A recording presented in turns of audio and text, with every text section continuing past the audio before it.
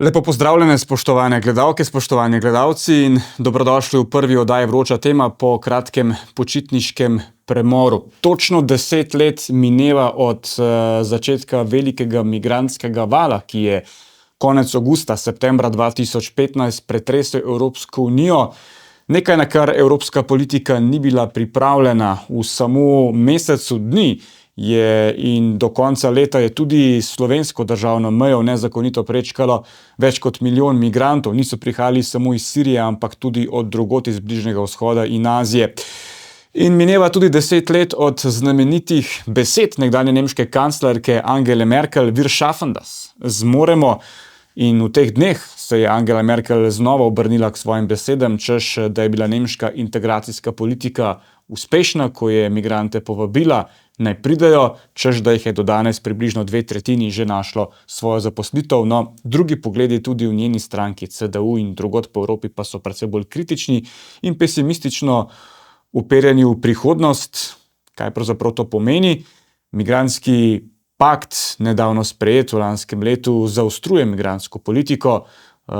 Ravno nasprotno od Angele Merkel je pred 10 leti Viktor Orban ogradil Madžarsko in temu so kmalu sledile tudi druge države, saj se je izkazalo, da Evropa na količino ilegalnih zlasti migracij ni bila pripravljena. O tem in še več se bomo nocoj pogovarjali s izjemno zanimivim sogovornikom, strokovnjakom na področju migracij. Magister Anton Travner je naš sogovornik. Njegovo delo, vaše delo se je do nedavnega osredotočalo predvsem na analizo migracijskih tokov, politike, vplivov migracij na družbe, ekonomijo, politične sisteme. Številne raziskave ste opravili in prispevali v bistvu k boljšemu razumevanju izzivov in oblikovanju politik, ki so usmerjene v omejevanje trgovine z ljudmi in migracijske industrije, ki se je sočasno s to sirsko begunsko krizo pojavila. Med drugim ste bili skoraj 5 let vodja slovenske mejne policije, 12 let pa direktor ljubljanske enote Ženevskega centra za upravljanje in razvoj varnostnega sektorja, pa tudi seveda kratek čas generalni direktor slovenske policije. Najprej lepo pozdravljeni. Lep pozdrav. Zdaj, ko se ozreva nazaj pred 10 leti na podobe ilegalnih migrantov, nekateri so bili sicer tudi begunci, pešačili proti Sloveniji, kar po avtocesti. 10 let od takrat minilo, Evropa ni bila pripravljena, takšnih podob kot takrat danes sicer ni več, ampak migracije so dejstvo, s katerim živimo. Ves čas ni jim konca in tega se bojijo tudi evroskeptiki, vse več jih je. In tudi ne vidim, da bi konec praktično bil, da bi prišlo do konca migracij. Dejstvo, leto 2015, ta ogromen migrantski val, za nas ni bil presenečenje. Mi smo na to opozarjali že leta predtem, ko smo zelo podrobno spremljali razmere na migrantski poti od Grčije čez celo Zahodni Balkan, kjer so ukrepi policij držav praktično bili zelo podobni in miselnost je bila usmerjena predvsem to, se ne bodo ostali pri nas, ker ne gredo naprej.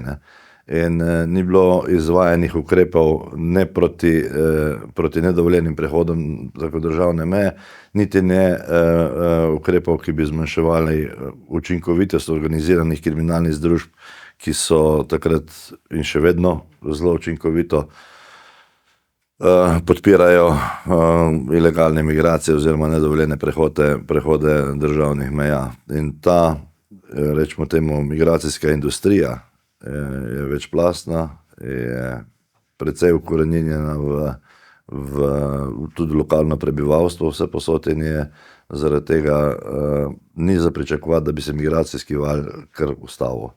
Kaj se je zgodilo ključnega jeseni 2015, da smo bili priča tem prizorom? Marsikdo je krivil Angelo Merkel, ker jih je Wir schaffen das, to je ta njen znameniti stavek, da jih je povabila, in da so potem prišli tudi vsi ostali, ki niso imeli status beguncev. No, najprej je potrebno vedeti, da ta znameniti stavek Angele Merkel ni vplival samo na migrante. Ta znameniti stavek je vplival tudi na vsa vodstva držav po tej balkanski poti navzdol in če Nemci želijo imeti migrante, jih pa ne imajo. Ne. Ta filozofija je bila prisotna in skratka vsi ukrepi, ki so bili do takrat, so se izvajali z namenom, da bi vendarle malenkost zaustavili ta val migracij, so se razblinili in seveda takrat se je začel stampedo in ta stampedo smo videli povsod po celi ruti, od Južne Srbije, Makedonije, Južne Srbije, kjer so bili organizirani avtobusni prevozi do hrvaške meje, pa s Hrvaško, z vlaki do slovenske meje, pa iz Slovenije z avtobusi in vlaki do avstrijske meje, povsod so bili te zbirni centri in dejstvo je, da je takrat v Evropo prišlo približno 1,3 milijona migrantov, ne, po oceni tudi Frontexa, in da so takrat v Evropo prišli, kdo ve vse, kakšni migranti. Ne. Torej, treba se zavedati, eno so slike v medijih, ko vidimo nekatere migrante, ki so resno v stiski, ne, in seveda so med njimi tudi migranti, ki dejansko niso v stiski, ne, in na eni strani ali služijo s temi migracijskimi tokovi ali pa imajo drugačne, še slabše namene. Jaz lahko povem, da smo mi pol kasneje 2018-2019 delali skupne operacije na meji med Albanijo in Grčijo in med njimi je bil prijet en migrant, ki je sicer bil ves bogi, ves umazan, utrujen in bi si človek mislil, da ta pa mogoče res potreben pomoči. No, na koncu se je izkazalo, da je bil to eden od tistih sirskih ISIS-ovih bojevnikov z vzdevkom Diego, ki ga je potem kasneje prevzela ena od večjih držav in procesirala zaradi zločinov proti človeštvu. Ne. Skratka, takšni ljudje prihajajo tudi med njimi. Ne. In zdaj, če pride eden od takih med 100 ali pa med 1000 migranti, je to lahko povzroči resen varnostni problem za vse države, torej za vse te ciljne države, kamor te ljudje pač potujejo. Ne. No, se sami ste dali kar nekaj iztočnic, ne. Marsikoga to zanima. Zakaj se je takrat to zgodilo na način, kot se je? Da so migranti preprosto hodili čez Slovenijo, da jih je policija preprosto spuščala? Prevažala. Ne, da je spuščala, prevažala, organizirano prevažala. Ampak kdo je dal ta navodila policiji, da je te migrante brez dokumentov spustil v državo? Nimam pojma, kdo je dal navodilo, ampak to je bil pač en skupen tiho soglasje vseh držav, vodstev držav na tej ruti. Ne. Jaz mislim, da take odločitve sam generalni direktor ni mogel sprejeti, ne. Ker je bila absolutno protizakonita. Ne vem, na kak način je prišlo do te odločitve. Ne. Skratka, zaradi pomanjkanja resursov, zaradi res velikega priliva, zaradi problemov, ki jih bomo imeli z migranti. Skratka, cel kup nekih izgovorov je bilo takrat zato, da se tudi identiteta ni dosledno izvajala, da niso v tistem času jemali tudi niti prstnih odtisov od teh migrantov. Skratka, nekaj so, niso vse. Kot šef mejne policije, kako nevarno se vam to zdi, da se to ni počelo? Težko rečem, nevarno se mi zdi, lahko vam rečem, da se mi zdi popolnoma nesprejemljivo. Ne? In se veste, da to, kar sem vam rekel, primer Diega, ki sem ga opisal malo prej, ne, je in zdaj, če sem jaz pravilno obveščen, so 3 od tistih napadalcev na Charlie Hebdo prišli s tem valom noter, ne, tudi. Torej, po informacijah, ki so takrat malenkost kasneje zaokrožile, je to, ne. Zdaj pa, Bog pa ve, sam Bog ve, ali je to res ali ni res, ne. Ja. Mislim, da nihče tega ne more niti pod razno vreči, prej bi pa mogoče lahko kdo potrdil to. No. Bila je velika diskrepanca med tem, kako so poročali konzervativni in liberalni mediji o ljudeh, ki prihajajo. Ne? Iz nekoga operativca na terenu, nekoga, ki je bil šef obmejne službe, policijske, pa me vendarle zanima. Ne? Videli smo podobe, prej ste sami namigovali na izkrivljene podobe, se pravi otroka, ki je... Da moški drži v rokah, tisti posnetek, ki je. Od strani policistov, ki so bili takrat dol, sem zvedel kasneje, ampak spet ne me držati za besedo, ampak to sploh ne bi bil njegov otrok, ampak ga je spulil ženski od ozadja in pokazal navzven za medije. Torej, slika med realnostjo in med mediji, med nekaterimi mediji je grozna. Mi smo delali skupne operacije, te iste, podobne kot sem prej omenil, albansko-grško mejo, smo delali tudi v zbirnih centrih po Bosni in Hercegovini. In na eni strani imamo primere fotografij iz medijev, tudi svetovnih, Bogerjeve že tam so jih dali na smetišče, pa ne vem, nimajo tega, pa nimajo onega. Govorite verjetno o Vučjaku v Bosni in Hercegovini. Tako, ja. No in jaz sem bil tam. Tudi jaz sem bil tam. Največja vrsta, veste, kje je bila? Pred vtičnicami, kjer so polnili mobilne telefone, ne pred hrano. Ni bilo takega problema. Skratka, popolnoma drugi prizori so bili tam videti. In v vseh teh kampih, ki so bili, je bilo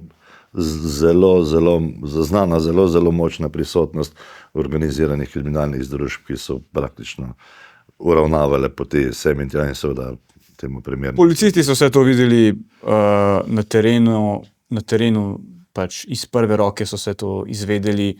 A so te ocene držale, da je bilo približno 90% vendarle mladih moških, starih med 18 in 35? Absolutno. Mislim, tudi zdaj, kar oni govorijo, sem tudi jaz videl na svoje oči. Pa bi rekel, da jih ni 90%, ampak bi rekel, da jih je bilo tam 97%. Zelo malo je bilo žensk pa otrok. In tudi zdaj, če pogledate migrante, klasično, ko se zdaj pojavljajo tudi v medijih, je ista situacija. Skratka, prihajajo mladi fantje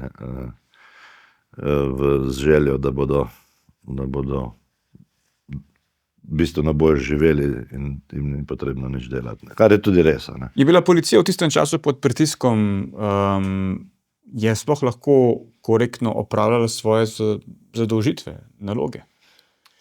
No, policija je praktično, kar jaz vem, kar jaz poznam, policija pa je poznam od leta 85, ves čas vedno na meji svojih sposobnosti.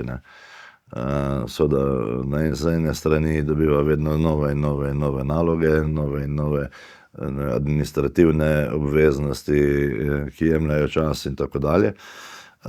Na drugi strani se pa vedno krči pri proračunu in ko sem jaz prišel v policijo, nas je bilo, mislim, da preko 12,000 takrat v policiji, zdaj je to številka okrog 8,000 ljudi, z bistveno drugačnim delovnim področjem, kot je bil v 80-ih.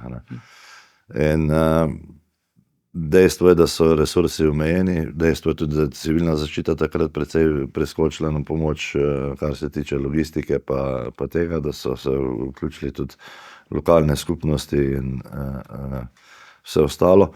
In zanimivo, da ko so pa Nemci rekli, da bojo Avstrijcem mejo pa zdaj pa zaprli, da pa imajo dosti tega, se je ta domino efekt naredil skozi nazaj dol do Makedonije, in se je zadeva zaustavila. Skratka, te besede Angele Merkel so bistveno močnejše, kot se zdi na prvi pogled, ker dejansko niso to samo migranti slišali, ampak so svetovno občestvo slišalo to, kar je Angela takrat rekla, in jaz mislim, jaz sem prepričan, da je to bila ena večjih zablod in napak. Ljudje se še danes sprašujejo, zakaj je večina teh ljudi vstopila v Evropsko unijo po ilegalni poti, brez dokumentov. Zakaj ne po legalni poti? A ti migranti niso prihajali samo Sirci, samo begunci, ki so bežali iz vojnih žarišč. Prišli so Afganistanci, prišli so Pakistanci, prišli so še iz marsikatere druge države. Zakaj so bili brez dokumentov? A nimajo oni dokumentov v državah? Kje je problem? Ker je lažje brez dokumentov potovati v tem primeru. Ne? Potovanje brez, govorimo o navednicah, brez dokumentov. Ne? Ker v primerih, ki jih jaz poznam, ko so se posamezniki odločili za vračanje, kar je sicer zelo redko, ampak se zgodi, ne, da se sploh kakšna družina odloči za prostovoljno vračanje, ker pač država plača vse stroške, pa še nekaj jim da denarja ponavadi zraven. V 2 dneh, 3 dneh so vsi imeli dokumente. Brez izjeme so jih dobili nekje, ne? Ker so deponirani. Pot brez dokumentov pa seveda bila bistveno lažja. Ne? To je pač neko izmišljeno ime, večina njih je rojena itak prvi, pa kjerkoli letnica že tudi. Ne? In potujejo dejansko kot begunci, ne? So mogli zapustiti dom, ko je hiša že gorela. Ne? Približno tako je slišati prve izjave. Ko začneš pa se pogovarjati z njimi, pa ugotoviš, da temu ni točno tako. In dejstvo, da pač so ukrepi policije bili usmerjeni takrat v to smer čim hitrejšega pospeševanja poti preko našega ozemlja na naslednje ozemlje, ne, seveda je bilo vprašanje identiteta popolnoma zanemarjeno. No, ampak potem pa so začele krožiti te zgodbe, začeli so se oglašati župani obmejnih občin s Hrvaško, ne, Ilirska Bistrica, Kočevje. Poročali smo mediji o ulomljenih vikendih, o kurjenju ognja, neznanju uporabe peči, napadanju majhnih deklic. Marsikaj je bilo celo izmišljenega, ne, ni čisto, da je bilo vse res, da ne bo pomote, ne. Številni so to pripisovali sovražni nastrojenosti proti migrantom, nečlovečnosti, ampak ti incidenti so bili, ne? Ja, seveda so bili in te incidenti, taki in podobni, seveda se bodo ves čas pojavljali, brez dileme. V tistem obdobju je bilo pa res veliko, ne? Ja, ampak ne v obdobju koridorja. Kadar je v obdobju koridorja, dokler je tekel ta koridor, ki je bil vzpostavljen, ne, ker je policija skrbela za prevoz od točke A do točke B, od ene meje do druge meje praktično, ne, takrat teh primerov ni bilo kaj dosti. Seveda, ko se je pa to zaustavilo, migrantski val je še vedno bil in še vedno je, ne, in ljudje iščejo pač svoje možnosti za preživetje, ne. Je pa res, da ta pot ni zastonj, ne. In organizirane kriminalne združbe, ki so zadaj, služijo recimo do Slovenije je znesek med 5 in 10 tisoč evrov, da pridejo noter, ne. In če to pomnožimo s 46 tisoč migranti, kar jih je bilo v lanskem letu zaznanih, je to 230 milijonov. Odkje pa migrantom denar za to pot, da si plačajo? Ja, to so pa spet druge zgodbe, ne. Poskušajo dobiti, nekateri naberejo denar od svojcev, sorodnikov, nekaterim denar pošljejo tisti, ki so že v tujini, drugi se zadolžijo pri nepravih osebah, rečemo temu, ne. In tudi dejstvo, da to, ker so vsi brez denarja, ne bo držali, ne. Dejstvo je, da imajo migranti precej finančnih sredstev tudi s sabo, oziroma jih imajo shranjenih v tem havala sistemu. Ne vem, verjetno ga poznate, to je arabski sistem bančništva ali pa arabski Western Union, po domače povedano, ne, kjer v bistvu dobijo denar pri posrednikih v roko, ne. Vi pravite, da se je ta koridor, ne, ki je tekel potem, blokiral zaradi Avstrije. je bila Avstrija tista prva država, ki je presekala. Pravzaprav že 10 let imamo zdaj znova mejno kontrolo na naši severni meji. Ne? Nikoli je niso odpravili Avstrijci od takrat naprej. Ne. Ne. In tudi mi imamo mejno kontrolo proti Hrvaški. In dejstvo je, da ta mejna kontrola da neke rezultate. Ne? Da rezultate seveda pa vpliva tudi na vse ostalo. Torej, ideja o Schengenu je v tem primeru malo šepava. Ne? Zakaj je Avstrija takrat lahko ravnala po svoje, ne? In šla kontra temu, kar so se dogovorile neuradno države članice Evropske unije? Zdaj Avstrija ni ravnala čisto po svoje. Avstrijcem so tudi Nemci uvedli mejno kontrolo. Ne? Navzgor, tako da po tem hudem valu praktično so vse države uporabile izjemo od schengenskega pravila, pač da lahko države ponovno uvedejo mejno kontrolo v primeru nekih varnostnih tveganj in ocenili se, da gre za varnostna tveganja in seveda temu primerno tudi ukrepali. Je pa tudi res, ne, da je uvedba mejne kontrole strani Nemčije, Avstrije, Slovenije tudi predvsem močen politični argument navzven in za notranjo javnost zagotovo. Ne. In ima nekaj pozitivne vplive tudi, ne samo negativnih. Ne. Zdaj, kako je potekalo sodelovanje med policisti različnih držav članic Evropske unije? Vi ste veliko sodelovali tudi s Hrvati. Jaz, ko sem sam kot novinar hodil po Hrvaški, sem veliko teh migrantov tudi srečal, ko so recimo na meji z Bosno čakali za vstop na Hrvaško. Predvsej je bilo govor o tem, da jih hrvaški policisti brutalno pretepajo, kazali so podplutbe in tako naprej. Je bilo nasilnega ravnanja policistov v tistem času res veliko? Jaz mislim, da ne. Ne rečem, da ni bilo, ne rečem, da tega ni bilo. Definitivno je tu in tam verjetno bila prekomerno porabljena sila. Dejstvo je, da je precej teh migrantov bilo tudi precej nasilnih. V teh centrih v Bihaću je bilo prisotnega veliko orožja, to je tudi dejstvo.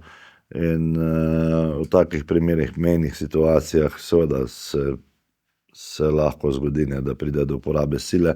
Če pride do uporabe sile, pride lahko tudi do prekomerne uporabe sile. Nikogar v tem primeru ne krivim, niti ne zagovarjam daleč od tega, ampak vsak posamezen primer bi bilo treba zelo podrobno preiskati, ne, preden se na velik zvon obesi, da je sistemsko uporabljena prekomerna sila. Ne. In jaz mislim, da definitivno, kakor jaz poznam moje kolege iz hrvaške policije, ne, močno dvomim, da bi oni sistemsko dopuščali uporabo prekomerne sile. Če je prihajalo do te uporabe prekomerne sile ali pa da so pač se nekateri policisti si privoščili nekaj več, kot bi si smeli privoščiti, in če je bilo to pol zabeleženo, ugotovljeno, so bile tudi zagotovo kazenske posledice za te policiste. To pomeni, da država tega ne odobrava in tudi enako je v Sloveniji, ne. In v vseh ostalih državah tudi. Vključno z Makedonijo. Prej ste omenjali kriminalne združbe. Bilo pa je tudi veliko očitkov politike, ne, na račun nevladnih organizacij, da pomagajo pri tihotapljenju migrantov. Kaj ste vi kot policisti ugotavljali? Je to res? Absolutno je res. Ne. Absolutno je res. Te nevladne organizacije, seveda po eni strani človek razume, kakšna je njihova vloga in njihov cilj. Sploh, če pogledaš, kdo jih financira. Ne. Poleg proračunov držav jih financirajo tudi nekatere mednarodne organizacije, ki recimo Open Society in ostali. Ne.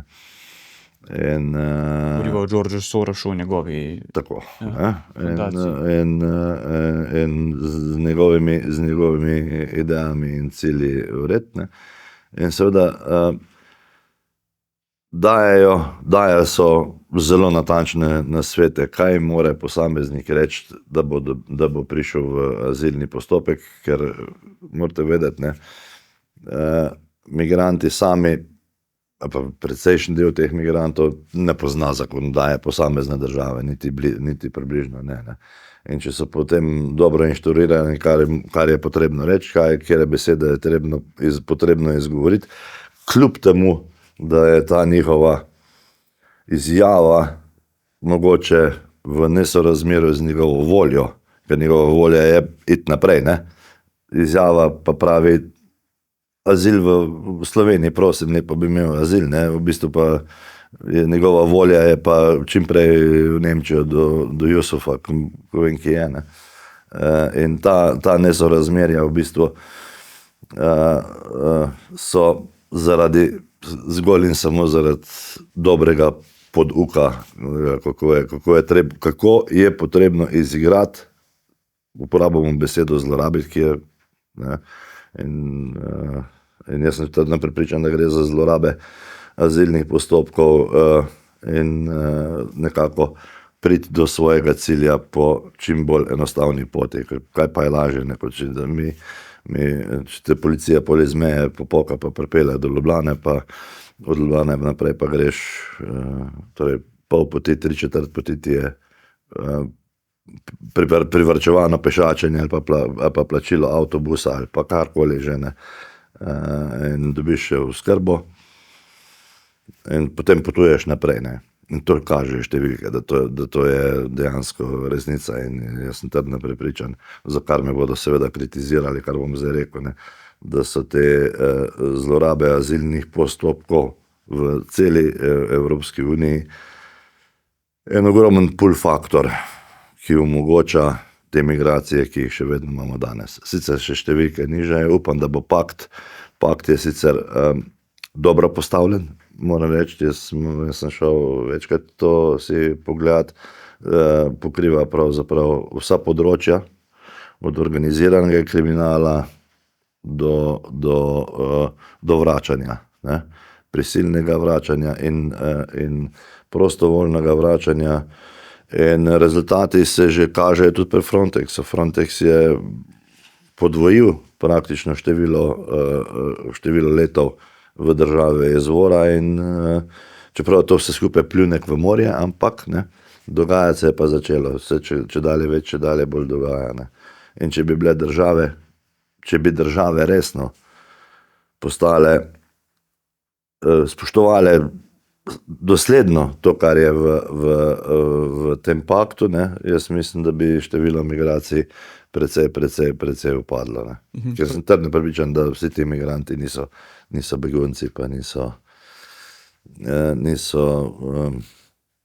ne bežijo pred strahotami vojne, ali pa političnim ali kakršnikoli drugim preganjanjem. No, prej ste zelo zanimivo opisali, kako nevladne organizacije pomagajo pri prestopih meje na legalen način. Ja, no, ampak moram pa pohvaliti tudi, torej imamo en del teh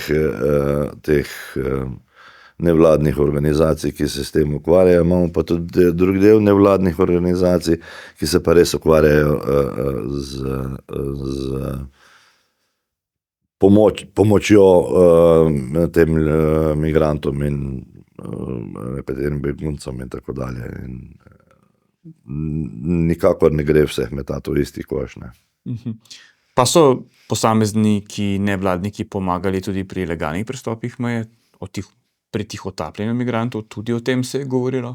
Ja, o tem se je govorilo, ampak o tem jaz teh primerov konkretnih pa jaz ne poznam in bi težko sodil, bi težko o tem govoril in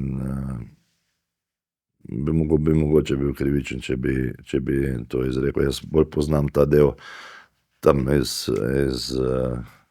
Bosne in z njihovimi napotki in podrobnostmi in tako dalje. Tudi so migranti sami povedali, odkot jim oziroma kako so bili inštruirani. Na drugi strani pa, da bi pa kdo fizično pomagal, pa kaj podobnega, tega pa res ne poznam. Zdaj, rešitev osnovna Evropske unije je bila v kvotah, ne, pravični porazdelitvi migrantov po vseh državah članicah Evropske unije, da bi se takrat znižal pritisk na Grčijo in na Italijo. Vemo, Lesbos, Lampedusa, to sta bila dva otoka, ki sta bila morda najbolj na udaru prihodov migrantov.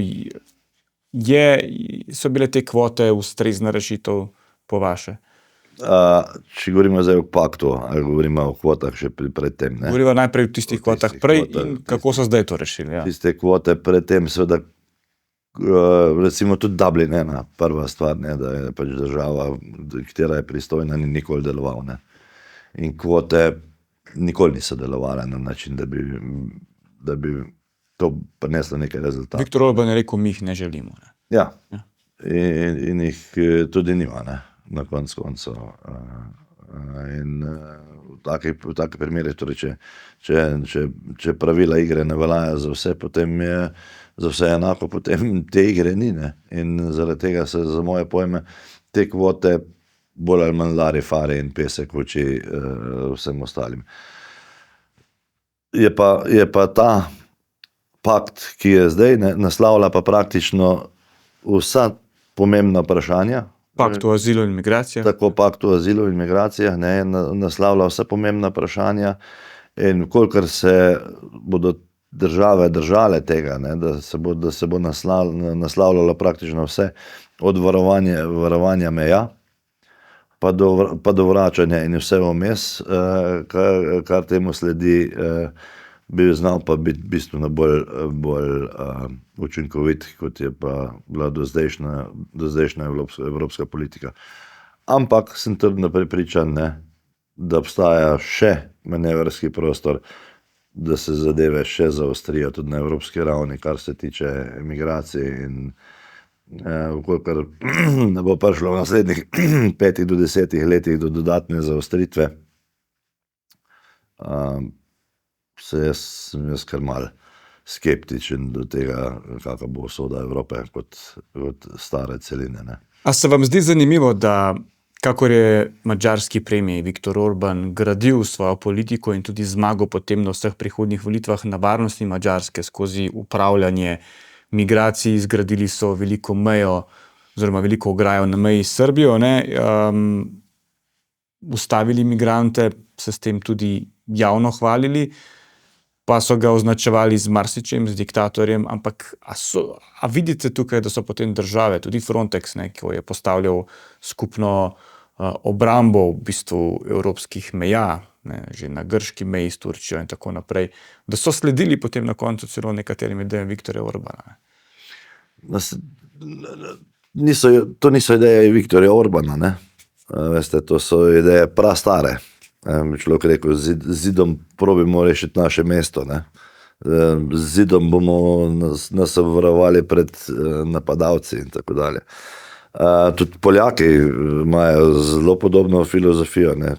Mi ne vzamemo nikogar. Ne. Vzeli so sicer Ukrajince. Ne. Ja, ampak Ukrajince šteje v drugo kategorijo, ne, v drugo skupino. Se tudi pa nas je kar nekaj Ukrajincev, pa ene slabe stvari nisem slišal za njih. Torej ta ograja je pač ena od idej, na kak način zadržati. Je ena od slabših idej, pa bolj dragih idej, ne, ki pa je vsaj delno učinkovita. Ne. In recimo številke, ki jih imamo v Sloveniji, ne, recimo leta 2021 smo imeli 10.000 migrantov, nedovoljenih prestopov državne meje od 32, potem pa kar leta 2023 že 58.000. Ne. Ta ograja, ki je bila na slovenski meji, jaz seveda že v štartu nisem tem videl pretirano velike vrednosti, če ni za ograjo še nekaj drugega. Ne. Če imamo mi samo ograjo postavljeno, poplezajo vse posod, ograja mora biti varovana na način. Ja, vlada Roberta Goloba je ukazala simbolično podiranje te ograje. Ne. Ne, in to simbolično podiranje te ograje ni čisto nič drugega pomenilo, skoraj pa izjava Angele Merkel takrat. Ne. zelo podobno. Ne. Pa glede na to, da je Cerarjeva vlada postavila. Ne. Skratka, ukrepov, pravim, je, kot sem prej omenil, ne, mora biti cela paleta. Ne.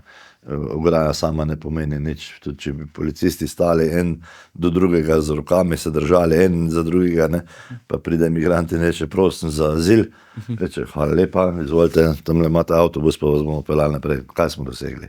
Če nimamo učinkovitega postopka, ne? Če nimamo ustreznega preverjene identitete, če nimamo izjemno hitrega pa korektnega tega azilnega postopka, nismo nič naredili. Če nimamo vračanja nazaj Hrvatom ali pa če nimamo vračanja v matično državo, ne, brez tega. Vi ste se s tem veliko ukvarjali, ste strokovnjak. Je mogoče najti neposredne povezave med povečanjem kriminala in dotokom migrantov v zadnjih 10 letih? Zelo se izpostavlja primer Švedske zlasti. Ja. Seveda gre za neke vrste konflikt civilizacije. Ne. In pač migranti, ki prihajajo v zahodno Evropo, prihajajo z povsem drugim mindsetom, kaj je prav in kaj ni prav. Ne. Mi smo tukaj vzgojeni in vemo, kaj je za Slovenijo oziroma za Evropo prav in kaj ni prav. Ne. Tam pri njih je stvar malo na glavo obrnjena in brez nekega ustreznega postopka, procesa, rečemo temu integracije, ki bi mogoče na koncu pripeljala do česa, ne, je nemogoče pričakovati, da bo nekdo s popolnoma drugačnimi nazori upošteval zakonodajo. Govorijo že o samem odnosu do žensk. Ne? Tako, predvsem o tem tudi. Ne? Predvsem o tem odnosu do žensk, predvsem odnosu do lastnine, do nepremičnin, do stvari. Dnevno vidim, gledam posnetke razgrajanj, razbijanj, uničevanja teh strani migrantov. In večja, ko je koncentracija migrantov na enem prostoru, oziroma tujcev na enem prostoru, ne, manj je vpliva tega okolja, zunanjega, domačega, lokalnega okolja na to, na obnašanje teh migrantov. Če je en migrant sam v eni majhni zahodni neki vasici, ne, se bo po moje, mu bo v 2 dneh jasen, kam stvar gre. Ko pa se ustvarijo geta? Ko se pa ustvari geto, ne, je pa to bolj povezava z zunanjim svetom čedalje manjša. Večji, ko je geto, manjša je povezava. Nekatera angleška mesta so postala čisto muslimanska že, ne. Jaz sem kdaj pa to bilo, leta 99 šel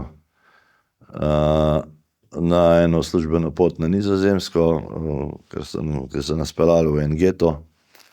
In takrat sem videl stvari, ki so bile za moje pojme popolnoma nepojemljive za zahodno Evropo, da to je nemogoče, ampak ja, je bil geto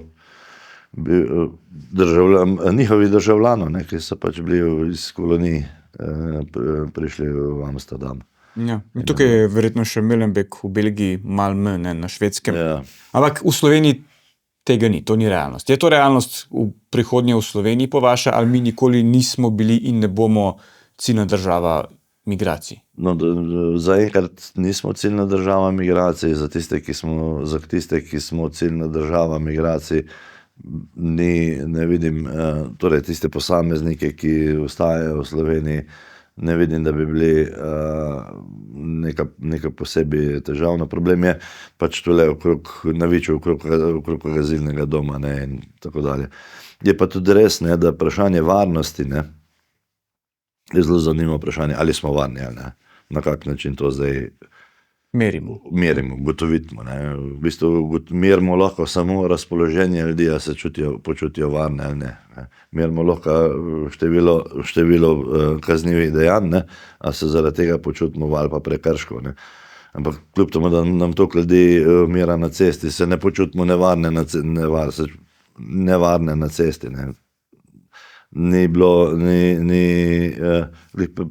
na poti sem se poslušal poročilo, da je na policijski upravi cele letos umrlo čez 20 ljudi.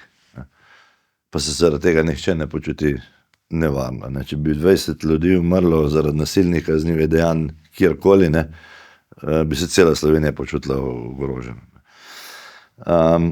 Tudi o varnosti se mi zelo težko pogovarjamo. Jaz dostikrat rečem, da je približno, če se mi dva pogovarjamo o varnosti, približno tek, kot bi se dva sita pogovarjala o lakoti. O lakoti se tudi skoraj ne moramo pogovarjati, ker je nismo ne jaz, ne vi izkusila. Ne. In pač mi živimo v zelo, zelo varnem okolju, še vedno. Ne. Seveda pa nekateri primeri, ne, ta občutek varnosti pa zmanjšujejo. Ne. Zdaj, to statistično lahko gledamo, da smo še zmeraj najbolj varni državi, ne, ampak dejansko ljudje se pa ne počutijo več temu tako. Ne.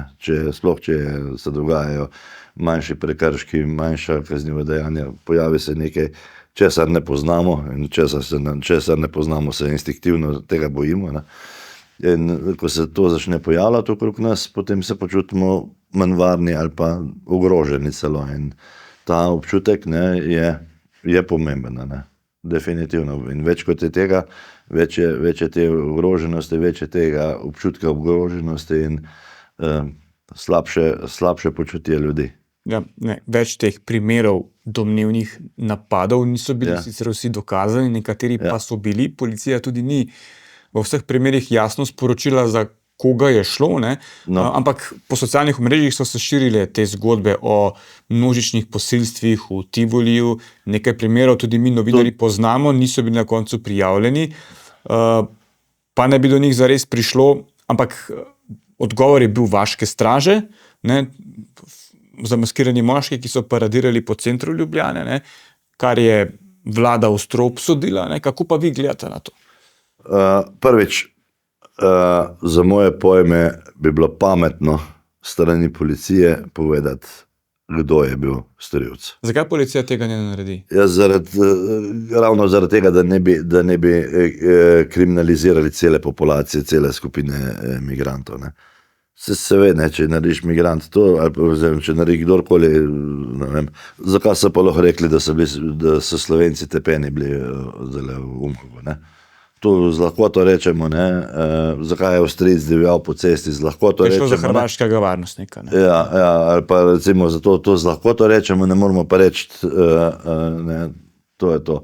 Ne moramo pa reči bob, takrat, ker se nam zdi, da bi mogoče to lahko nekam preveč odzveni. Podoben primer je, ko občani pretepajo ljudi na Dolenjskem, ne? Občani. Ja, občani, ne.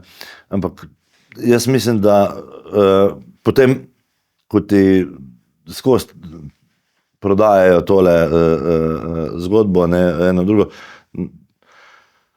na koncu več ljudi misli, da so bili za vse krivi tujci, ne, in manj domači, čeprav so tudi domači marsikajšno lumparijo špičlja, ne. In jaz mislim, tukaj, to je prva stvar, ne. Prvi del tega vprašanja, ne, in jaz mislim, da se tega tudi dejansko bo zelo težko izkorenili in da policija bi mogla tukaj biti bistveno bolj transparentna. Ne. Kaj pa te vaške strani? Kar se pa tega drugega tiče, je pa tek, da jaz seveda nisem zagovornik vaških straž. Ne. Tudi glede na to, da so mi 2 meseca nazaj vlomili hišo, pa mi odnesli vse, kar sem imel praktično. Ne. Še vedno nisem zagovornik vaških straž. Ampak, vkolikor se bo povečevala ta občutek ogroženosti, nevarnosti, večji bo interes za te vaške straže. In v enem trenutku se bo to začelo pojavljati, torej v primeru, da policija ne bo ustrezno reagirala ne zoper vaške straže, ampak v teh primerih in jasno in glasno povedala, to je to, ne, rekla bob. Zdaj smo zaradi tega na tem območju, ne, tule poostrili varnostno kontrolo, smo začeli izvajati to, bomo izvajali to, ne, jasno in glasno, se bojo ljudje, se nič ne delajo, ne, čeprav to ni res, ni nujno, da je res, se bodo začeli sami organizirati. In to je čista zadnja stvar, ki si jo lahko privoščimo, oziroma ki si jo želimo, bi tako rekel. Ne. Tako kot si ne želimo, ne vem, dvometrskih ograj okrog vrtcev ali pa osnovnih šol.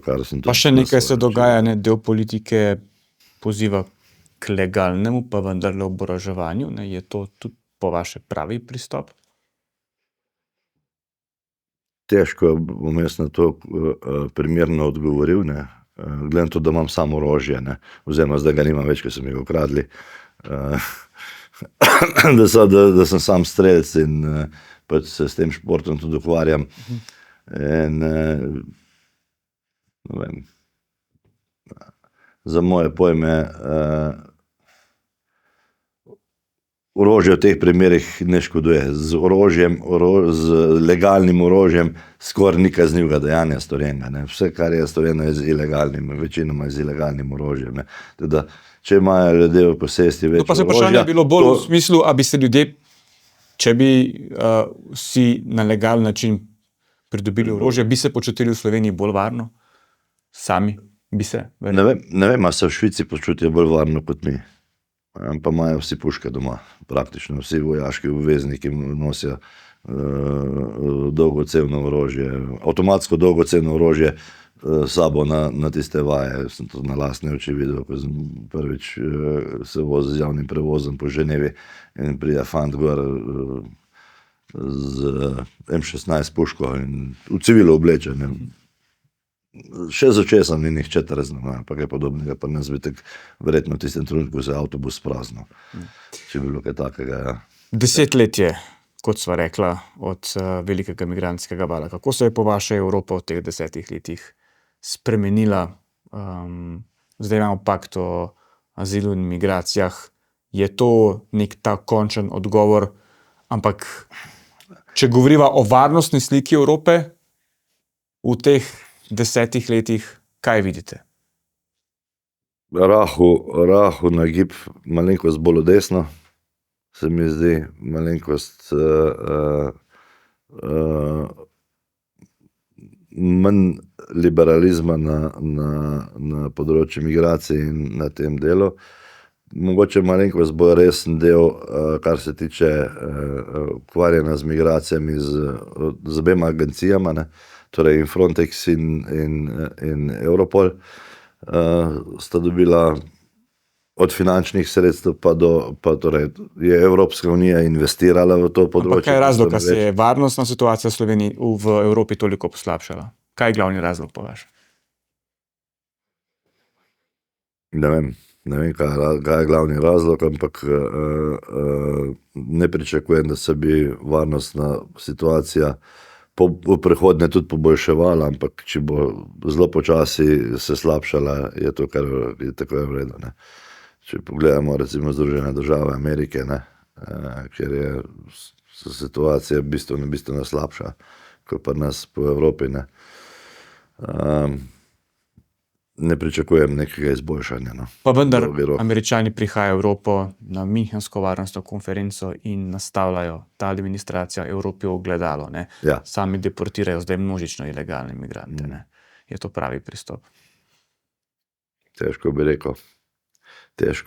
Ne. Zdaj, množično deportiranje migrantov, ker tja nekaj vse poprek, je seveda krivično do posameznikov, pa precej krivično do posameznikov. Ne. Na eni strani. Na drugi strani je pa to zelo močen ukrep, da omejiš prihode. Ne. Če se izvajajo te deportacije, Američani temu imenujejo deportacije, mi temu v Evropi rečemo vračanje, ne, v matično državo. Ne. In tudi tega vračanja iz Evrope, kot sem že v začetku rekel, je čedalje več. Ne. Samo na manj pompozen način, kot to počne. Tako, na manj pompozen način, pa jaz mislim, da tudi na bistveno bolj prijazen način, ker pač države uporabljajo precej trikov, da ljudi prepričajo, naj se vendarle vrnejo nazaj, ne, domov. In dajo tudi nekatere finančne spodbude za to, da se prostovoljno vrnejo domov. Vi pravite, da je integracija, to je zdaj po 10 letih jasno spodletela. Da. In tukaj postavim piko. Oziroma klicaj, celo boljše. Kakšen pa je bil vpliv migracij na ekonomijo Evropske unije v zadnjih 10 letih? Zdaj Angela Merkel govori o uspehu, ker sta 2/3 migrantov, ki so prišli leta 2015 in v naslednjih letih našla zaposlitev. No, jaz prvič slišim ta podatek, ne, da je... To je ona izjavila da v nekem intervjuju danes. Ja, no, ampak jaz se pravim, da prvič slišim to, me seveda absolutno preseneča takšna izjava, da so 2/3 migrantov se zaposlili pa začeli delati, če je to res, če to drži, potem se z njo tudi strinjam, da je to uspeh. Ampak močno dvomim pa, da bi to res držalo. Jaz mislim, da to, ali je to narejeno na zelo majhnem vzorcu, teh migrantov, da so mogoče tiste 2/3 res tistih Sirijcev iz prvega vala, prvih, ker med migranti samimi je ogromna razlika. So, recimo, kar je bilo Sirijcev, Sirijce je bilo jasno že pred tem, da je relativno dober izobraževalni sistem, je imela dosti ljudi, je napotoval, je šlo iz Sirije študirati v tujino, vračal vse znanje nazaj. Skratka, Sirija je bila precej dobro razvita država, medtem pogledamo pa recimo podsaharsko Afriko, kjer je pa situacija popolnoma drugačna in zdaj, če govorimo o majhnem vzorcu sirijskih državljanov, ki so prišli v Ameriko, mislim v Nemčijo, pa so si našli delo. To so bili tako imenovani inženirji in inženirji, zdravniki in tako. In jih je bilo nekaj, mislim, jih je bilo kar nekaj vmes teh inženirjev in zdravnikov, to sploh debat. Tudi Asad sam, zdaj že padli Asad je bil zdravnik, verjetno stavil na znanje v svoji siceršnji diktaturi. Ja, no, njegov oče že ne, predtem ta izobraževalni sistem je bil precej dober. Če se jaz prav spomnim, smo imeli v lokalnem zdravstvenem domu tudi zdravnika, ki je bil Sirijec. No pa ampak nismo veliko slišali o Sirijcih, več smo potem kasneje poslušali o Afganistancih, Pakistancih, tako naprej. Ja, no, recimo tudi Afganistan, Pakistan, se mi zdi, da je še vseeno druga zgodba, kot pa podsaharska Afrika. Je pa precej drugačna zgodba pri teh ljudeh. Da se prej pripravljeni prijeti za delo. To hočem reči. Vi pravite, da se bo varnostna slika v Evropi postopoma slabšala. Ja. Pravite pa, da bo novi pakt o azilu in migracijah ustavil dotok. Zdaj tega ne pravim, ker dotoka po moje nemogoče ustaviti. Ampak prvič po letih... Da bo zmanjšal, da se bo zmanjšal. Morda še tole, ker smo že skoraj pri koncu. Po letih sta se številki o neredni migraciji in azilu v Evropi ločili od globalnih trendov razseljevanja. Kaže, da je ta trend posledica bolj restriktivnih migracijskih politik na svetovni ravni. Je zdaj še prezgodaj govorite o nekem trendu? Ja, da ugotovimo trend, bo treba 10 let zagotovo. Še 10 let. Še 10 let približno, da vidimo, ali nam res uspeva ali nam ne uspeva. Pa seveda tudi odvisno, kako se bodo države v Evropi odzivale na izzive in seveda bi temu rekel, ali bodo prevagale bolj desne, bolj leve vlade, čisto odvisno, sami vidimo, koliko je v državah, v posameznih državah in kam se vprašanje varnosti umešča, ali se umešča nekam bolj na visoko področje, ali je to čist nekje... Kar je bilo jasno, vidno je, da je prišlo do določenega političnega obrata v desno v Evropi, v Evropskem parlamentu in da so tudi liberalne stranke v svoj program vključile, se pravi varnost in zakonite migracije. Morda še tole, migracije bodo verjetno vendarle močno vpete tudi v razprave o razspreminjajoči se demografski sliki Evrope, naraščajočem pomanjkanju delovne sile. Torej, migracijam se do neke mere verjetno izogniti ne bomo mogli. Ja, absolutno ne. Midva smo do zdaj ves čas govorila o teh irregularnih, ilegalnih migracijah, čeprav nekateri bodo spet skočili do stropa, da če človek ne more biti ilegalen, ne. Da je to irregularna, ampak pač v slovenski zakonodaji porabijo nekaj je legalno ali pa nekaj ni legalno. Je legalen prestop državne meje ali je nelegalen prestop državne meje, ne. Če izhajamo iz te terminologije. In medtem ko pa ta drugi del migracij, ne, ta zakoniti del migracije, jih pa praktično bo spremenil seveda tudi Evropo precej, ampak ko pogledamo si naokrog, ne, koliko je že tujcev, ki opravljajo dela, ki jih nekateri Slovenci nočejo ali pa se nam zdijo premalo plačana, ne. In tega je čedalje več. Po Hrvaški je ogromno delavcev v turizmu iz tujine, ne.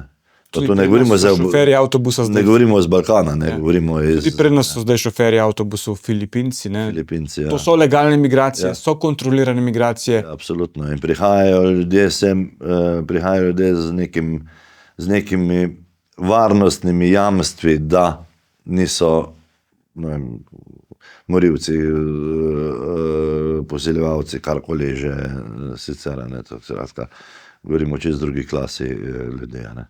In to je smer, to je prava To je smer. prava smer, to je definitivno prava smer, ne. In Evropa pač na način, kot danes živimo, bomo težko preživeli brez migracij, po mojem. Ampak seveda govorimo o drugih tipih migracij, ko Amerika ne more brez južnoameriških državljanov, definitivno ne. Ja. Gospod Anton Travner, najlepša hvala, ker ste bil gost na Domovini. Hvala tudi vam za povabilo. Slišali smo marsikaj zanimivega. Spoštovane gledalke, spoštovani gledalci, hvala za vašo pozornost in se vidimo prihodnji teden.